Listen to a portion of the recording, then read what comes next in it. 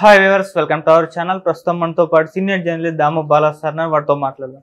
నమస్కారం సార్. నమస్తే సార్, కొత్తగా ఒక 3 చట్టాలు తొందరలో అమల్లోకి రాబోతున్నాయి సార్. ఈ ఐపీసీ, సిఆర్పిసి ఉన్నాయి కదా, వీటి ప్లేసుల్లో వాటిని అమలు చేయబోతున్నారు.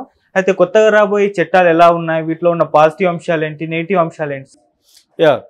3 కొత్త చట్టాలు ఈ రోజు నుంచి అమల్లోకి, అంటే రాత్రి 12 నుంచి అమల్లో ఉన్నట్టే. ఓకే. సో అమల్లో అంటే అర్థమైందంటే ఈరోజు అంటే రాత్రి 12 గంటల నుంచి జరిగిన నేరాలకు కొత్త చట్టాలే అమలవుతాయి. 11:59 వరకు జరిగిన నేరాలకు పాత చట్టాలు అమలవుతాయి. అంటే నేరం జరిగిన టైము అనేది ఇక్కడ ఇంపార్టెంట్, కంప్లైంట్ ఇచ్చింది కాదు. అంటే ఫర్ ఎగ్జాంపుల్ నిన్న 11:30కి హత్య జరిగింది, మార్నింగ్ వెళ్ళి కంప్లైంట్ ఇచ్చారు. ఈ కేసుకి ఏ చట్టం అమలవుతుంది అనే దగ్గర అయితే ఇప్పటికి కూడా లాయర్లలో కన్ఫ్యూజన్ అయితే ఉంది. ఎక్కువ మంది అయితే ఏం చెప్తున్నారంటే నేరం జరిగిన టైమే ఇంపార్టెంట్, కంప్లైంట్ ఇచ్చిన టైం కాదు అని అంటున్నారు. మరి అది కోర్టులే తేల్చాలి ఈ కన్ఫ్యూజన్ని. ఇదైతే కన్ఫ్యూజన్. ఏదేమైనా ఈ రోజు నుంచి 3 చట్టాలు వస్తున్నాయి. ఈ 3 కూడా క్రిమినల్ చట్టాలు. ఈ 3 చట్టాలు ఏవి, ఆ మార్పులు ఏం చేశారు, ఎందుకు అసలు కొత్త చట్టాలు అవసరం ఏంటి అనే విషయాలు మనం చూద్దాం. సో ఇది బీజేపీ బిల్లును ప్రవేశపెట్టినప్పుడు పార్లమెంట్లో అమిత్ షా ఏం చెప్పాడంటే, మనకి ఇప్పటి వరకు ఉన్న చట్టాలన్నీ కూడా వలసవాద చట్టాలు, బ్రిటిష్ వాళ్ళు ప్రజలను పనిష్ చేయడం కోసం ఏర్పరచుకున్న చట్టాలు అవి, వాటిని మార్చాల్సిన అవసరం ఉంది. ఇప్పుడు మనము భారతీయులే భారతీయ చట్టాలని రూపొందించుకోవాలి. మనకు ప్రజల్ని పనిష్ చేయడం అనేది ఉద్దేశం కాకుండా న్యాయం జరగడం, బాధితులకి న్యాయం జరగడం అనేది ప్రధాన ఉద్దేశంగా ఉండాలి. న్యాయం అంటే జస్టిస్ సెంట్రిక్గా ఉండాలి, పనిష్మెంట్ సెంట్రిక్గా చట్టాలు ఉండకూడదు. అందుకని వలసవాద అంటే, వలస అంటే అప్పట్లో బ్రిటిష్ వాళ్ళు మనల్ని కలోనియల్ రూల్ అంటారు, దాన్ని వలసవాద పరిపాలన. వాళ్ళ అవసరాలకు అనుగుణంగా చట్టాలు రూపొందించుకున్నారు. దాన్ని ఇప్పుడు మనం మారుస్తున్నాం అనేది ఆయన ప్రకటించారు. అయితే పార్లమెంట్లో ప్రకటించిన తర్వాత దీన్ని స్టాండింగ్ కమిటీకి పంపించి వివిధ ఎక్స్పర్ట్ల దగ్గర అభిప్రాయాలు తీసుకొని వీటిని ఫైనల్గా చట్టంగా తీసుకొచ్చారు. ఈ 3 చట్టాలు ఏవేవి అనేది చూసినప్పుడు ఐపీసీ, ఇండియన్ పీనల్ కోడ్ అనేది ఇంతకుముందు మనకున్న చట్టం. ఇది 1860లో ఈ చట్టం ఏర్పడింది. అంటే 19th సెంచరీలో ఏర్పడింది ఈ చట్టం. దీన్ని ఇప్పుడు ఏం చేశారంటే ఐపీసీని బిఎన్ఎస్గా మార్చారు, భారతీయ న్యాయ సంహిత అనేది మార్చారనమాట. అంటే న్యాయ అనే పదాన్ని ఇక్కడ ప్రధానంగా ఫోకస్ చేశారు. రెండవది సిఆర్పిసి. సిఆర్పిసి అంటే క్రిమినల్ ప్రొసీజర్ కోడ్. ఈ సిఆర్పిసిని 1895లో తీసుకొచ్చారు, అది కూడా 19th సెంచరీనే. అయితే 1973లో దాన్ని మార్చారు. కాబట్టి ఇది చాలా వరకు మారింది అది.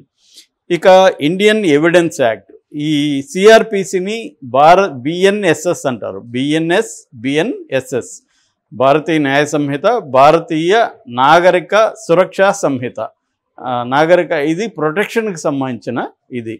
మూడవది ఇండియన్ ఎవిడెన్స్ యాక్టు, ఇది 1872లో వచ్చింది. దీన్ని భారతీయ సాక్ష్య అధినియం అని పిలుస్తున్నారు, బిఎస్ఏ అని పిలుస్తారు. సో బిఎన్ఎస్, బిఎన్ఎస్ఎస్, బిఎస్ఏ ఈ పేర్లు నెక్స్ట్ మనం వాడాల్సి ఉంటుంది. ఇప్పుడు ఐపీసీ అంటే ఏంటి? Indian procedure code. దీన్ని Indian penal code. Indian penal code BNS, Bharatiya Nyaya Sanhita అంటే ఏంటంటే ప్రధానంగా ఏ నేరానికి ఏ పనిష్మెంట్ ఉంటుంది, ఎన్ని రోజులు పనిష్మెంట్ ఉంటుంది అనేది నిర్వచిస్తుంది. నేర నిర్వచనం, ఆ నేరానికి పనిష్మెంట్ నిర్వచనం, ఇది ఐపీసీలో ఉంటుంది. ఇప్పుడు బిఎన్ఎస్లో అది ఉంటుంది. రెండవది క్రిమినల్ ప్రొసీజర్ కోడ్. ఇది వచ్చి పోలీసుల ప్రొసీజర్ ఎలా ఉండాలి అంటే, వాళ్ళు ఎట్లా కేసుని టేకప్ చేయాలి, ఎఫ్ఐఆర్ దగ్గర నుంచి వాళ్ళు ఛార్జ్షీట్లు పెట్టడం, కోర్టులో జరిగే ప్రొసీజరు, ఇదంతా నిర్వచిస్తుంది. ఇదన్నమాట రెండవది. మూడవది రెండిటికి కామనే, ఎవిడెన్స్. ఇది వచ్చి సాక్ష్య అధినియం. సాక్ష్యం అన్న ఎవిడెన్స్ అన్న ఒకటే కాబట్టి ఇదేంటంటే సాక్ష్యాలను ఎలా కలెక్ట్ చేయాలి, ఏ సాక్ష్యాలు కోర్టులో చెల్లుతాయి, ఇవన్నీ కూడా సాక్ష్యాలకు సంబంధించిన 3వ చట్టం. ఈ 3 చట్టాలు లో ప్రధానంగా ఏం మారిపోయాయి అంటే కొన్ని సెక్షన్లను ఎత్తేసారు, కొన్ని కొత్త సెక్షన్లు తీసుకొచ్చారు, కొన్నిటిని మెర్జ్ చేశారు. ఇలాగా మార్పులు చేర్పులు చేశారు. ఫర్ ఎగ్జాంపుల్ ఐపీసీలో ఇంతకుముందు 511 సెక్షన్లు ఉంటే అందులో కొన్నిటిని కుదించేశారు, ఒక 18 సెక్షన్లను తీసేశారు, మొత్తంగా 358 సెక్షన్లు మారాయి. అలాగే మిగతా వాటిలో కూడా ఇదే విధంగా మార్పులు జరిగాయి. అయితే ప్రధానంగా మార్పులు ఏమున్నాయి అనేది చూసినప్పుడు నెంబర్ 1 కేస్ జడ్జిమెంట్స్ ట్రయల్ తర్వాత ఒక కేసులో జడ్జిమెంటు అనేది ట్రయల్ తర్వాత 45 రోజుల్లో ఇచ్చేయాలి.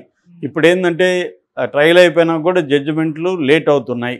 ఈ ఆలస్యాన్ని నివారించడం కోసం చట్టంలో మార్పు తీసుకొచ్చారు. సో ఒక ట్రయల్ అయిపోయినాక 45 రోజుల్లో జడ్జిమెంట్ వచ్చేయాల్సిందే. దానివల్ల క్విక్గా జడ్జిమెంట్స్ వస్తాయి. రెండవది ఫస్ట్ హియరింగ్ తర్వాత 60 రోజుల్లో ఛార్జ్షీట్లు పెట్టాలి. ఇప్పుడు మనం చూస్తున్నాం అనేక కేసుల్లో ఏళ్ల తరబడి ఛార్జ్షీట్లు పెట్టట్లేదు. ఫర్ ఎగ్జాంపుల్ ఇప్పుడు వివేకానంద రెడ్డి హత్య కేసు ఉంది, ఫైనల్ ఛార్జ్షీట్ ఇప్పటి వరకు వేయలేదు, అనుబంధం అని నెట్టుకుంటూ వస్తున్నారు. అట్లాగే ఢిల్లీ లిక్కర్ స్కాము అది అంతే.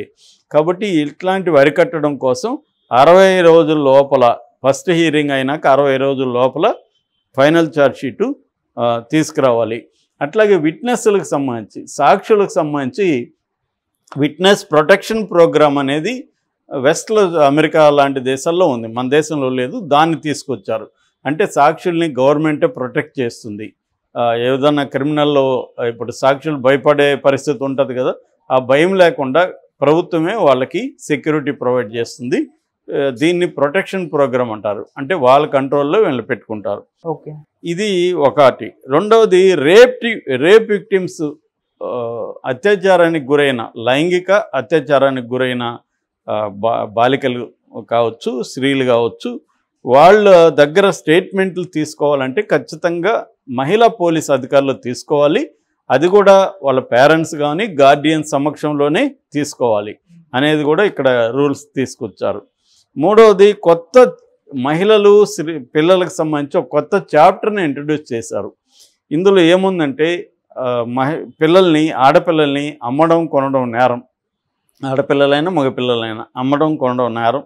అట్లాగే మైనర్స్ మీద గ్యాంగ్ రేప్ కానీ చేస్తే దానికి డెత్ పెనాల్టీ కూడా వేశారు. అది డెత్ పెనాల్టీ కావచ్చు లేదా యావజ్జీవ కారాగార శిక్ష కావచ్చు. తర్వాత ఒక అమ్మాయిని నేను పెళ్లి చేసుకుంటాను అనే అమ్మాయితో సంబంధం పెట్టుకొని పెళ్లి చేసుకోకపోతే సివియర్ పనిష్మెంట్ ఉంటుంది. ఇది కొత్తగా యాడ్ చేశారు. అంటే ఫాల్స్ ప్రామిసెస్ చేసి అమ్మాయిలతో అఫైర్ పెట్టుకోవడం అనేది నేరంగా, సీరియస్ నేరంగా దీంట్లో చేర్చారు. అట్లాగే విక్టిమ్స్, ముఖ్యంగా మహిళలు కానీ చిల్డ్రన్ ఏదైనా కేసులో విక్టిమ్ వాళ్ళ మీద దాడులు జరిగినప్పుడు ఏ ప్రైవేట్ హాస్పిటల్కి వెళ్ళినా కూడా వీళ్ళు నో చెప్పకూడదు. వాళ్ళు ఖచ్చితంగా ఇమ్మీడియట్గా వాళ్ళకి ట్రీట్మెంట్ అందివ్వాలి. అది ప్రైవేట్ హాస్పిటల్ కానీ గవర్నమెంట్ హాస్పిటల్ కానీ అది మ్యాండేటరీ చేశారు, కంపల్సరీ అనమాట. అట్లాగే 90 days లోపల వాళ్ళ కేసు ఫైనల్ చేయాలి వాళ్ళ మీద దాడులు జరిగినప్పుడు. అంటే ఉమెన్కి చిల్డ్రన్కి అత్యంత ఇంపార్టెన్స్ ఈ చట్టంలో ఇచ్చారు. ఇక అక్యూజ్డ్ కావచ్చు లేదా విక్టిమ్ కావచ్చు, ఒక కేసు నేరంలో నేరం చేసిన వ్యక్తి కావచ్చు, నేరానికి గురైన వ్యక్తి కావచ్చు, ఇద్దరికి కూడా ఎఫ్ఐఆర్ ఇవ్వాలి, తర్వాత పోలీస్ రిపోర్ట్ ఇవ్వాలి, ఛార్జ్షీట్ ఇవ్వాలి, స్టేట్మెంట్లు ఇవ్వాలి, కన్ఫెషన్ రిపోర్ట్లు ఇవ్వాలి. ఇవన్నీ కూడా అవి రెడీ అయిన 14 రోజుల లోపల ఇవ్వాలి. అట్లాగే కోర్టులు 2 అడ్జర్న్మెంట్లో మాత్రమే వేయాలి, ఇష్టం వచ్చినట్టు పోస్ట్పోన్ చేయడానికి వీలు లేదు. అదొక మార్పు. అట్లాగే అన్నిటికంటే ఇంపార్టెంట్ మార్పు జీరో ఎఫ్ఐఆర్ అనేది ఆల్రెడీ కొన్ని స్టేట్స్లో ఉంది. ఫర్ ఎగ్జాంపుల్ మన తెలంగాణ, ఆంధ్రాలో జీరో ఎఫ్ఐఆర్ ఉంది. జీరో ఎఫ్ఐఆర్ అంటే అర్థమైందంటే మామూలుగా నేరం జరిగిన ప్లేస్లోనే పోలీస్ స్టేషన్లో కంప్లైంట్ ఇవ్వాలనేది ఇంతకు ముందు ఉండింది. అంటే ఇప్పుడు మనం ఒక దగ్గర నేరం జరిగింది, మనం వెళ్ళి వేరే ఇప్పుడు ఎక్కడో జూబ్లీ హిల్స్లో నేరం జరిగింది, పంజాగుట్టలో కంప్లైంట్ ఇచ్చామనుకో, మనది పంజాగుట్ట మనకు అనుకూలం అని వాళ్ళు తీసుకోరు. ఎందుకంటే ఇది మా పరిధిలో లేదండి, మీరు జూబ్లీ హిల్స్కి వెళ్ళండి అంటారు. సో మళ్ళీ నేరమేమో అక్కడ జరిగింది, మనమేమో పారిపోయి వచ్చాము, తప్పించుకొని ఇక్కడికి వచ్చాము, మళ్ళీ అక్కడికి వెళ్ళాలి. సో ఇది అందువల్ల చాలామంది అంటే ఇవ్వలేకపోతున్నారు. అందుకని ఏం చేశారంటే ఏ పోలీస్ స్టేషన్లో ఇచ్చినా కంప్లైంట్ తీసుకోవాలి, ఎఫ్ఐఆర్ రాయాలి. దీన్ని 0 ఎఫ్ఐఆర్ అంటారు. తర్వాత సంబంధిత పోలీస్ స్టేషన్కి వీళ్ళు పంపించాలి. ఇది ఇప్పుడు దేశవ్యాప్తంగా మ్యాండేటరీ ఈ చట్టంలో చేశారు. అట్లాగే దానికి అడిషనల్గా ఎలక్ట్రానిక్ ఎఫ్ఐఆర్ కూడా పెట్టారు. ఎలక్ట్రానిక్గా కూడా మనం కంప్లైంట్ చేయొచ్చు. దానికి యాప్స్ వస్తున్నాయి, ఆల్రెడీ యాప్స్ రెడీ అయిపోయినాయి, యాప్స్ అందుబాటులో ఉన్నాయి. యాప్లో కూడా మనం కంప్లైంట్ ఇస్తే నమోదు చేసుకోవాలి. వితిన్ 15 days లోపల వాళ్ళు దాని మీద చర్య తీసుకొని కూడా దాన్ని మనకు తెలియజేయాలి. అట్లాగే అరెస్ట్ అయిన పర్సన్, ఇంతకుముందు ఇప్పుడు మనల్ని ఎవరో పోలీసులు తీసుకెళ్తారు, మన ఫోన్ లాక్కుంటారు, మనం ఇంకెవరికి ఇన్ఫామ్ చేయడానికి లేదు, అలా ఉంటుంది. కానీ ఇప్పుడు ఈ చట్టంలో ఏంటంటే అరెస్ట్ చేసిన తర్వాత నిన్ను ఎందుకు అరెస్ట్ చేసామని పోలీసులు చెప్పాలి. అట్లాగే వాళ్ళ ఫోన్ లాక్కోకూడదు, వాళ్ళ ఫోన్ వాళ్ళకి ఇచ్చి వాళ్ళు ఎవరినైనా కాంటాక్ట్ చేసే హక్కు కూడా వాళ్ళకి ఇచ్చారు. వాళ్ళకి ఫ్రెండ్స్కి కావచ్చు, బంధువులకు కావచ్చు కాంటాక్ట్ చేసి నన్ను ఇలా పోలీసులు అరెస్ట్ చేశారు, మీరు రండి అని హెల్ప్ కోరే అవకాశం విక్టిమ్కి కూడా ఇచ్చారు. అట్లాగే సీరియస్ అఫెన్సెస్ జరిగినప్పుడు ఫోరెన్సిక్ టీం అనేది ఖచ్చితంగా క్రైమ్ సీన్ దగ్గరికి రావాలి. వచ్చి ఫోరెన్సిక్, ఇప్పుడేం జరుగుతుంది, అక్కడ ఉన్న బ్లడ్ కావచ్చు, ఇంకోటి కావచ్చు కలెక్ట్ చేసి దాన్ని ఫోరెన్సిక్ సైన్స్ ల్యాబ్కి పంపిస్తున్నారు. ఇప్పుడు అట్లా కాకుండా ప్రతి పోలీస్ స్టేషన్కి అనుబంధంగా ఒక ఫోరెన్సిక్ టీము, జిల్లాలో ఒక 3-4 ఫోరెన్సిక్ టీములను పెడతారు. వీళ్ళు క్రైమ్ జరిగినప్పుడు వీళ్ళు కూడా వెళ్ళిపోయి అవన్నీ సిస్టమేటిక్గా అంటే కలెక్షన్లోనే సైంటిఫిక్గా కలెక్ట్ చేసుకోవాలి, ఎక్కడ డ్యామేజ్ జరగకుండా. అది ఒకటి పెట్టారు. అంటే నేరాన్ని నిరూపించడానికి నేర పరిశోధనలో ఒక మోడర్నైజేషన్ తీసుకురావడానికి కొన్ని చర్యలు చేశారు. అట్లాగే టెర్రరిస్ట్ అనే దానికి సపరేట్గా ఇప్పటివరకు చట్టాల్లో లేదు. సపరేట్ ఉపా లాంటిది, అంతకుముందు టాడా లాంటి చట్టాలు, ప్రత్యేక చట్టాలు ఉండేవి. ఇప్పుడు అట్లా కాకుండా టెర్రరిజాన్ని కూడా దీంట్లో యాడ్ చేశారు. టెర్రరిస్టులకు సంబంధించిన సెక్షన్లు కూడా పెట్టారు. అట్లాగే దీంట్లో ఇంకొక ప్రధానమైన మార్పు ఏమంటే సెడిషన్. ఇంతకుముందు ఏంటంటే రాజద్రోహ నేరం కింద అరెస్టులు చేసేవాళ్ళు. మన రఘురామరాజుని రాజద్రోహ నేరం కిందనే జగన్ అరెస్ట్ చేయించాడు. ఇది బ్రిటిష్ వాళ్ళ కాలంలో రాజు అంటే అక్కడ బ్రిటిష్ రాజు ఉండేవాళ్ళు, రాజద్రోహ నేరం అనేవాళ్ళు. ఇవాళ రాజులు లేరు, ఎవరు లేరు. అందుకని దీన్ని మార్చారు. దీన్ని ఏమని మార్చారంటే రాజద్రోహం బదులు దేశద్రోహం అని పెట్టారు. దేశాన్ని విచ్ఛిన్నం చేయడానికి కానీ దేశ వినాశనానికి ఎవరన్నా పాటుపడితే వాళ్ళని అరెస్ట్ చేసి శిక్షలు వేసే ఇది ఉంటుందన్నమాట. ఇది బేసిక్గా ఇది. ఇక సాక్ష్యాధారాల విషయానికి వస్తే ఎలక్ట్రానిక్ ఆడియో వీడియో కానీ ఇటువంటివన్నీ కూడా చెల్లుతాయి. ఇంతకుముందు దాని మీద కన్ఫ్యూజన్ ఉండేది, దాన్ని కూడా క్లియర్గా సాక్ష్య చట్టంలో చెప్పారు. ఇది బేసిక్గా తీసుకొచ్చిన మార్పులు. అయితే దీని మీద పాజిటివ్ నెగిటివ్ అభిప్రాయాలు ఉన్నాయి. పాజిటివ్ ఏంటంటే ముఖ్యంగా స్త్రీలకు సంబంధించి కఠినమైన చట్టాలు తీసుకొచ్చారు.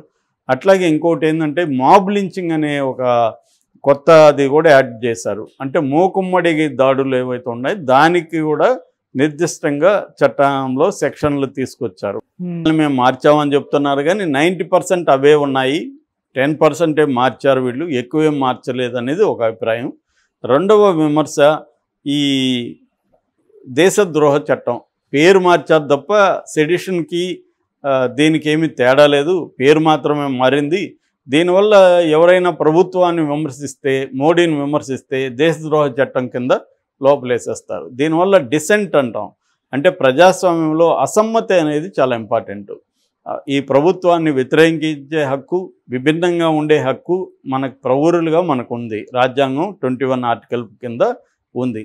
దాన్ని ఇది అధిగమిస్తుంది. దాన్ని బ్రేక్ చేసి మాట్లాడే హక్కు లేకుండా ప్రజల మీద దమనకాండ చేసే అవకాశం ఉందనేది ప్రధానమైన విమర్శ.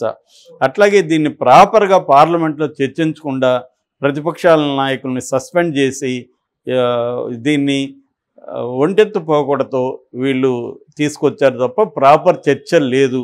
దేశవ్యాప్తంగా దీని మీద ప్రాపర్గా పార్లమెంట్లో జరగలేదు, బయట కూడా జరగకుండా దీన్ని తీసుకొచ్చేశారు అనేది ఇంకొక విమర్శ. అట్లాగే పోలీసులకు ఎక్కువ అధికారాలు ఇచ్చేశారు ఈ చట్టాల్లో. ఆల్రెడీ పోలీసులకు ఎక్కువ అధికారాలు వాళ్ళు చలాయిస్తూ ఉంటే ఇప్పుడు ఇంకా ఎక్కువ అధికారాలు ఇస్తే పౌరుల మీద వాళ్ళు విరుచుకుపడతారు, ఊరికైనా అరెస్టులు చేసేస్తారు. సో ఈ ఇబ్బందులంతా రాబోతున్నాయనే చెప్తున్నారు. అట్లాగే దీంట్లో ప్రాపర్ ట్రైనింగ్ ఇవ్వలేదు అడ్వకేట్స్కి. ఓన్లీ కొన్ని చోట్ల పబ్లిక్ ప్రాసిక్యూటర్లకు ఇచ్చారు తప్ప మేజర్గా అడ్వకేట్స్కి కొత్త చట్టాలకి సంబంధించిన ట్రైనింగ్ అనేది ఇప్పటివరకు ఇవ్వలేదు. అందువల్ల కూడా కన్ఫ్యూజన్స్ రేపు కోర్టులలో విపరీతం కన్ఫ్యూజన్స్ ఉంటాయి. అట్లాగే గత చట్టాలకు సంబంధించి ఆయన పేరుకి వలస చట్టాలే కానీ విపరీతమైన మార్పులు వచ్చేసాయి. ఎందుకంటే సుప్రీంకోర్టు దగ్గర నుంచి అనేక కోర్టులు ఆ చట్టాలను వ్యాఖ్యానించి మార్పులు వచ్చాయి. ఆ చట్టాలను ఉల్లంఘించి పలాని సుప్రీంకోర్టు ఈ కేసులో ఇలా చెప్పింది చూడండి అని కింది కోర్టుల్లో లాయర్లు వాదిస్తుంటారు. అలాగే మార్పులు వచ్చాయి. ఇప్పుడేమో ఈ కొత్త చట్టాలని ఎలా అర్థం చేసుకోవాలి, ఈ కొత్త చట్టాలకు వ్యాఖ్యానాలని గతంలో ఇచ్చిన వ్యాఖ్యానం దీనికి అప్లై అవుతుందా లేదా, ఈ కన్ఫ్యూజన్ అంతా కోర్టులో ఉండబోతుంది. ఇది గత కొంతకాలంగా ఒక 5-10 ఏళ్ళ వరకు ఈ చట్టాలు నలిగే వరకు కూడా విపరీతమైన కన్ఫ్యూజను, గందరగోళము, దీన్ని ఊరు ఎలా అర్థం చేసుకోవాలి, ఈ కన్ఫ్యూజన్ అంతా ఉండబోతుంది. ఎందుకంటే జడ్జిలకి దీని మీద ట్రైనింగ్ లేదు, లాయర్లకు ట్రైనింగ్ లేదు. ఈ కన్ఫ్యూజన్ అంతా ఉండబోతుంది అనేది దీని మీద విమర్శ. ఏదేమైనా ఇది ఒక స్ట్రీమ్ లైన్ కావడానికి ఒక 5 నుంచి 10 ఏళ్ళు పట్టే అవకాశం ఉంది. Okay sir, thank you so much sir.